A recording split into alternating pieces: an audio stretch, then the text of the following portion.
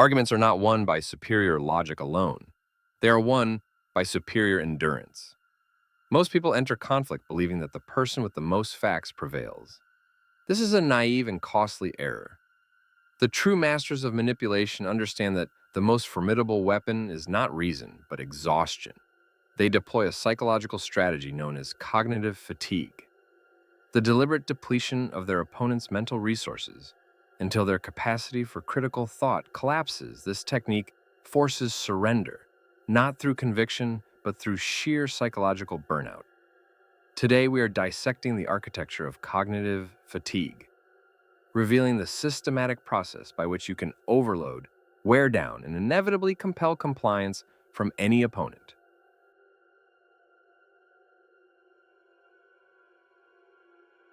Number 1. The principle of overload. The foundational principle of cognitive fatigue is the overload doctrine.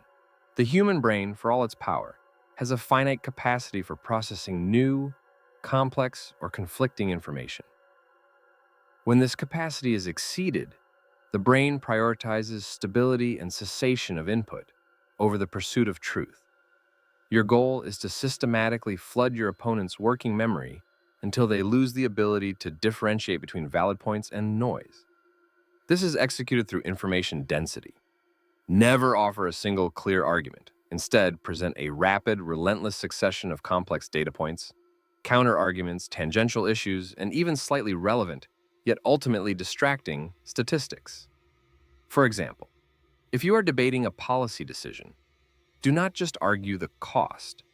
Simultaneously introduce 5 different pieces of evidence: a vague historical precedent, a dense technical specification, a conflicting report from a foreign body, a moral objection, and a minor but emotionally charged anecdote.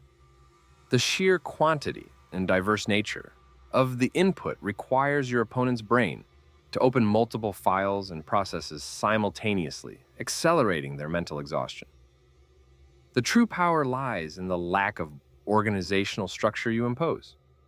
By presenting data in a disorganized, non-sequential manner, you force your opponent to expend critical energy, attempting to build coherence, diverting resources away from formulating a rebuttal. The result is the cessation of analytical function. They stop processing and simply start reacting. Number 2, the cycle of justification. Once the opponent is saturated, the next phase is initiating the cycle of justification. The aim here is to force them into a non-stop defensive posture, ensuring they expend all remaining mental energy proving their current position rather than advancing their logic. You achieve this by becoming a perpetual skeptic. Every time they offer a rebuttal, no matter how sound, your immediate and relentless response must be a demand for deeper, more granular justification. Never challenge the conclusion. Challenge the premises and the source of the information. If they cite a specific study, immediately question the study's methodology, the funding source, the sample size, and the publication date.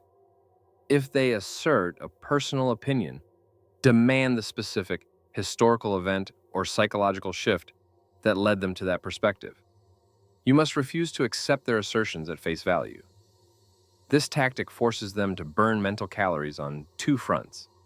First, they must momentarily abandon the main argument to furiously defend their sources and their methods. Second, this process is emotionally taxing. They feel constantly scrutinized and invalidated. The emotional expenditure acts as a secondary layer of fatigue, making their ultimate surrender feel like a psychological relief from the relentless, demanding scrutiny you impose.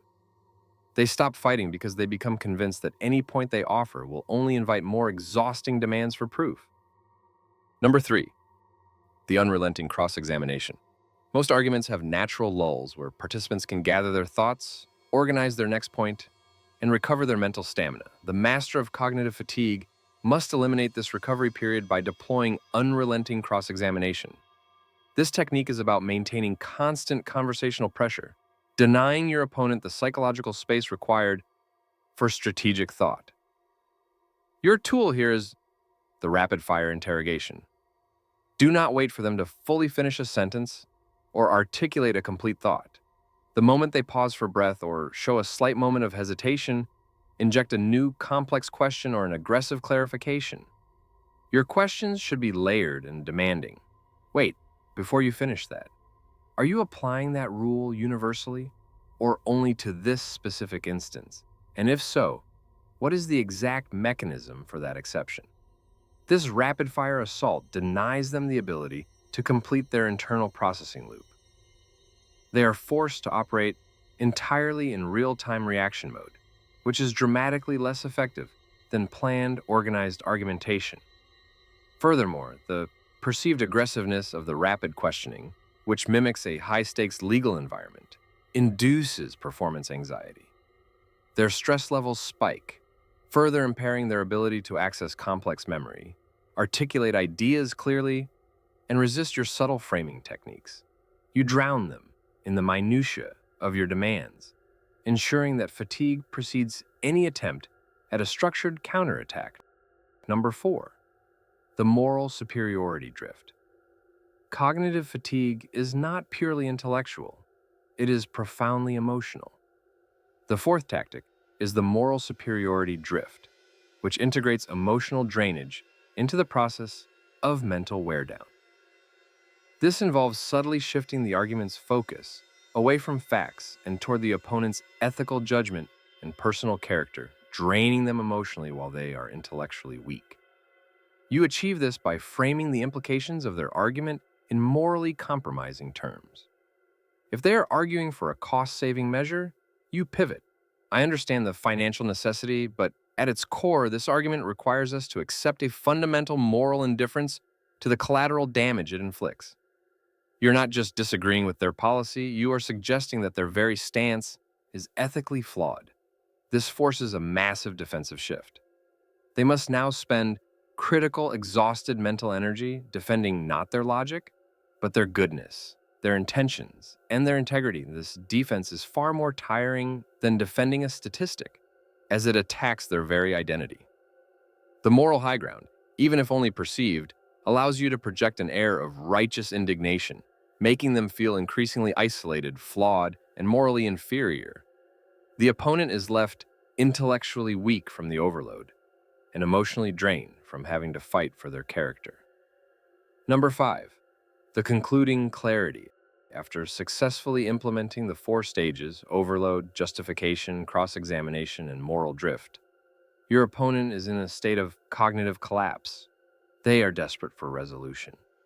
The final tactical strike is the concluding clarity at the point of their total exhaustion.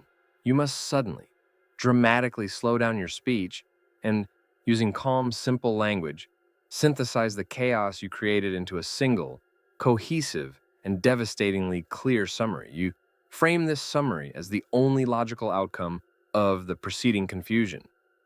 You present your argument, which was previously obscured, in the overload as the single obvious path to order.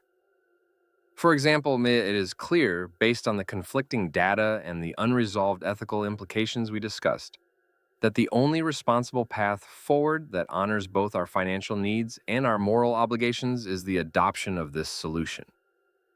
Any further debate merely prolongs the risk. By offering this single, clear pathway out of the debilitating mental fog you engineered, you present yourself not as an aggressor, but as the source of structure and psychological relief. They are too tired to challenge your conclusion and will readily comply simply to achieve an immediate end to the exhausting pressure. Cognitive fatigue ensures that you don't just win the argument, you leave your opponent psychologically spent and willingly compliant.